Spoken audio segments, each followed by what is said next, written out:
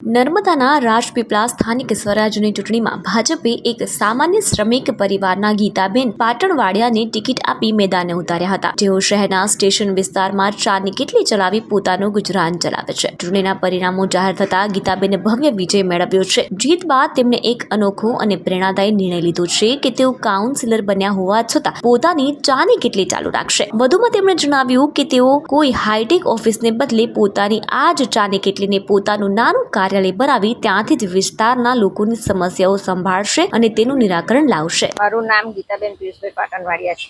આજે છેલ્લા હું 35 વર્ષથી અહીંયા ચાની લારી ચલાવું છું અને અહીંયા રહીએ છીએ। અમે સવારમાં વહેલા ઉઠીને બધું કામગીરી કરીએ છીએ અને એ કરીએ તેમાંથી ભાજપની નગરપાલિકાની ટિકિટ મને આપવામાં આવી હતી, તેમાં વિજય થયા છે બહુમતીથી। તો અમે એક કામ પણ કરીશું, લોકોનો વિશ્વાસ હોય એ કરીશું જેટલું ને મારી ચાની લારી મેં અહીંયા ચલાવીને હોય મેં કામ કરીશ ને એ બનશે તો મેં અહીંયા ઓફિસ જેવું હોય બનાવી દઈશ ને અહીંયાથી મેં કામ કરીશ, એટલી મારી એ છે ને મહેનત તો અમે કરીશું।